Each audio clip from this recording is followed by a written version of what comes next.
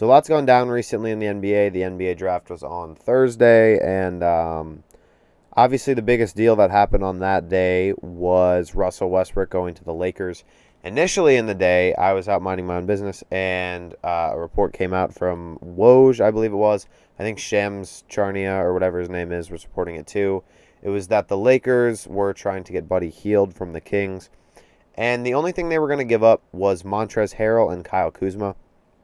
And I was like, the Lakers should definitely go for this move because the Lakers need shooting. That was their one issue last year, besides a couple other things, an injury, obviously.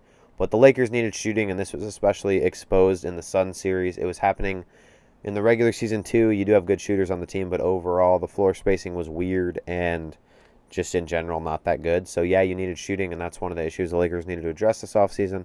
So that's what Buddy Hield would have been for you. He is, I think, a 40% shooter from three last year in a weird situation in Sacramento. So, I mean, you trade Kyle Kuzma, you trade Montrezl Harrell, not the biggest to give up, and you don't even have to give up your 22nd draft pick. And it was like, yeah, the Lakers should pull the trigger on this move. But while this was happening, and the Lakers were like nearing a deal to get him, another report came out from Woj that the Lakers are nearing a deal to get Russell Westbrook. And when this came out, I'm like, this is weird. They're not going to get both players because Kyle Kuzma and Montrezl Harrell were in both deals. So it's like, yeah, obviously they can't trade a player twice. So one of these is going to happen, or none of them are going to happen. So who knows? So I kept checking Twitter. I kept checking Bleacher Report, whatever. I kept checking everything every 5 or 10 minutes.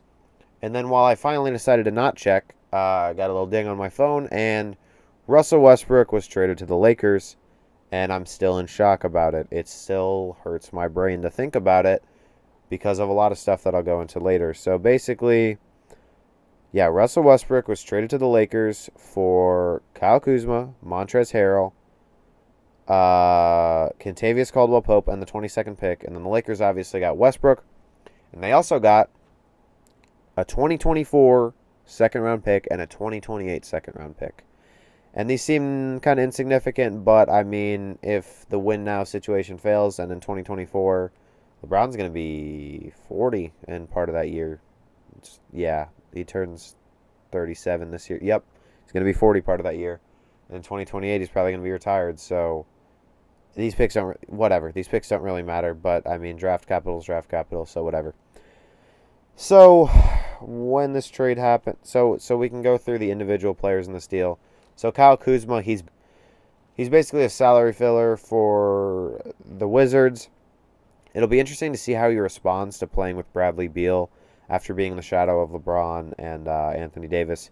He's certainly going to have more offensive opportunities. He's going to have more offensive volume, so we'll see if he responds or not. There was a lot of backlash, especially in the playoffs on him. So we'll see how he plays. They traded Montrezl Harrell, who was probably going to be going either way. He picked up his player option, and then they decided to deal him away. Lakers fans should be happy that he did pick up his player option because they wouldn't have been able to trade him if he didn't, because he would have been a free agent, obviously. And Montrezl Harrell, he was good at the beginning of the year. He was getting to his spots. And, I mean, he got worse as the year went on. They found a way to get him out of the rotation. And, yeah, he just wasn't really involved in the offense as much. So this isn't the biggest deal. He's not really that good defensively. So you get rid of Montrezl Harrell. It's whatever. He's in Washington now. And him and Kuzma have been linked to a deal to the Nets, which would send Spencer Dinwiddie to the Wizards. So that could happen, but whatever. Interested to see how those two will play. And the big one for the Lakers is Kentavious Caldwell-Pope. Obviously, their issue was shooting last year, and he was a really good shooter for them. He was kind of I don't know what the right term. He was the most consistent shooter on the team, obviously. He was the glue for the shooting department of that team. So there was one point in the year where he was shooting like 55% from three, and this wasn't like 10 games in or 5 games in. It was in January or February, something like that. Obviously, it went down because that would have been like a historically high three-point percentage. But, I mean, I think it went down to maybe 41, 42 at the end of the year. He was a good three-point shooter. Good defender as well. Pretty good rotationally and does the dirty work for them. And same thing with Kyle Kuzma and Harrell sometimes. Kuzma did the dirty work. Harrell was an aggressive defender, not the best. And the Lakers gave up their 22nd pick. Doesn't matter that much because it's a win-now situation for them. But, yeah, you give up your 22nd pick. And, I mean, it's just such a weird deal. I don't know. how Westbrook fits with the team. Obviously, they're going to find a way to make it work because they're superstars. But I mean, Kentavious Caldwell-Pope gone is kind of weird, and it's just a weird deal in general. Westbrook's been kind of a journeyman recently. He's on his fourth team in 4 years when we thought he was going to stay with Oklahoma City for a while. So to see how this fits and like to see the whole issue with the Lakers and this deal, which NBA Twitter, anyone you watch on YouTube, any person you've heard on First Take, Sports Center, whatever show you listen to, they've talked about it. The spacing is an issue with this team, and it's completely valid. Yeah, the spacing is pretty terrible on this team. Might be the worst we've seen in a while. So you can't just look at this and say, like, oh, because of their spacing, they're not going to be a good team. They're going to be on top of the West, at least in contention with whoever's on top of the West. But yeah, it's a weird fit. So if I'm looking at the depth chart, you got Russell Westbrook at the point guard. And behind him is Dennis Schroeder, who's probably gone because he's going to request, like, in a $100 million contract after his really weird playoffs where he had a couple good games. He was decent in game 1 and 2. Then he kind of fell off a cliff, was bad in I think it was game 5, he had 0 points. So yeah, the Lakers probably don't want to give him this money because AD, Braun, and Westbrook are max contract guys, and you don't really have another, it's not a max contract, but you don't have enough money to give to a guy who wants a lot. At shooting guard, you have Alex Caruso, who is a good player. I enjoy watching him play. He was pretty good last year. Good defensive piece. Again, does the dirty work for the Lakers when it's not really the light's not really shined on him as much. But yeah, he's a good shooter for them, so that helps their issue a little bit. Good defensive piece. He is a free agent. He's been linked to the Cavs, and I can't remember any other teams he's been linked to. I'm sure he's linked to other contenders and other teams, but for some reason the Cavs are the only one I can think of. And then at small forward, you've got LeBron, but they'll probably move him to power forward.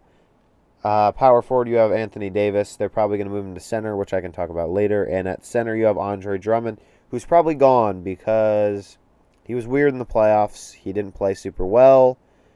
Not that good defensively. He's probably going to want a decent amount of money, but I also don't know what team wants to give him that money because he's in a really weird spot where he can give you a good stat line but not contribute. It's a weird situation. Topic for another time, I guess. Maybe.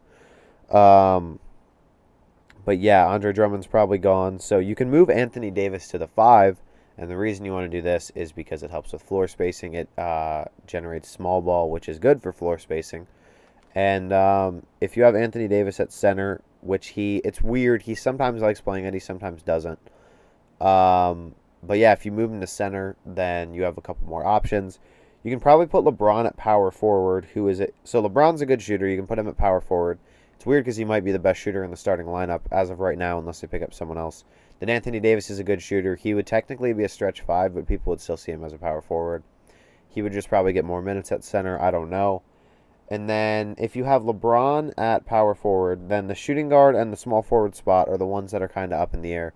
Because obviously you're going to play Westbrook, LeBron, and Anthony Davis unless they're injured throughout the regular season. So at shooting guard or small forward, you can find pieces like this. People the Lakers have been linked to. One that's been specifically talked about is Carmelo Anthony. And then J.J. Redick is another one that they're thinking about. Oh, and Andre Iguodala, you'd play him at small forward.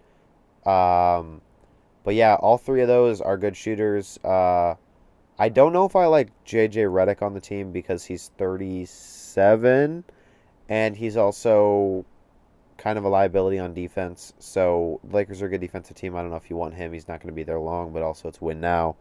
Carmelo Anthony, he's also 37, but he's a good shooter. He's friends with LeBron. Chemistry would probably be good. He knows his role now.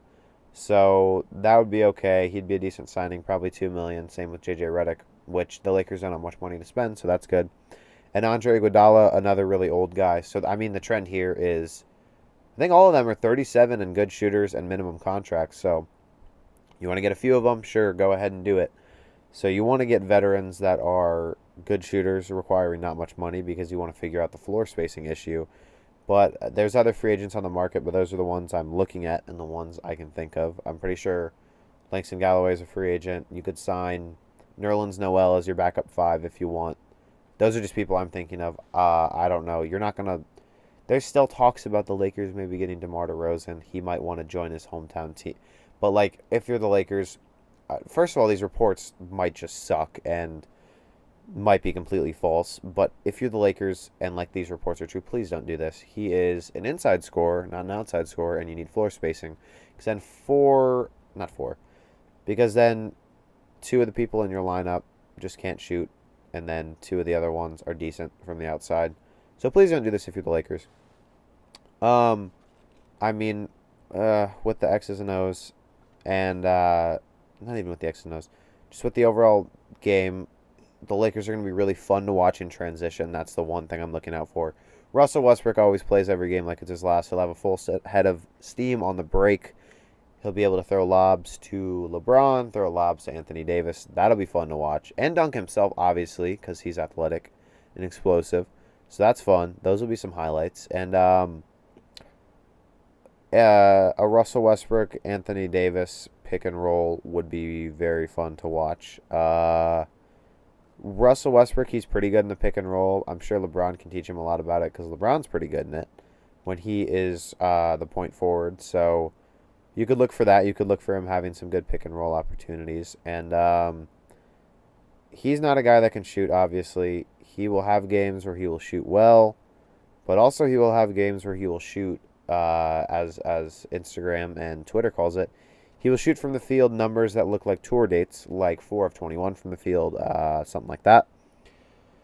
So yeah, the floor spacing is an issue for this team. This whole thing still hurts my brain to think about. But yeah, I mean, I think the Lakers are going to figure this out. They're going to be on top of the West in contention. And I mean, if you have stars of this caliber, you got to figure it out because there's so much pressure on you. The most pressure is on Westbrook, and then I'd say LeBron, and then Anthony Davis. Because with Westbrook, you started with Kevin Durant and James Harden, and then you played with James Harden again with the Rockets, and then you played with the Wizards, you played with Bradley Beal, and now you play with LeBron, and you're in your home. Now you're in your hometown, and you're with LeBron and Anthony Davis, and you got a lot of pressure to win a title because then people will start to look at you as the problem, and LeBron will not hesitate to ship you away at the trade deadline. So you got a lot of pressure on you. And the Lakers will figure this out. I don't want to give a prediction for how many games they're going to win. But, yeah, I mean, if you have stars of this caliber, you're going to figure out, just like the Nets did, even though they would have won the title if they were healthy. I will continue to say this because they are the most well put together basketball team, at least on paper, in NBA history in terms of superstardom. I don't get it twisted. But, yeah, they would have won the title. The Nets, I don't know about next year because health is a thing. The Bucks are still there, and obviously the Lakers are here and other teams. But yeah, you're gonna figure it out like the Nets did. You have these superstars, and LeBron won't let this year go to waste. It's probably his next best opportunity to win a title. Last year it was decent, but he didn't do it obviously because of the injuries and everything. But I mean, it'd be fun to see LeBron get his 5th title. They will figure this out. I don't want you to say they're going to be a bad team whatsoever because there's a lot that can go on within this team. So, yeah, they're going to figure it out. They're superstars. They'll do it. And, yeah, this trade still hurts my brain. Sorry that I rambled on. That's pretty much it for now. See ya.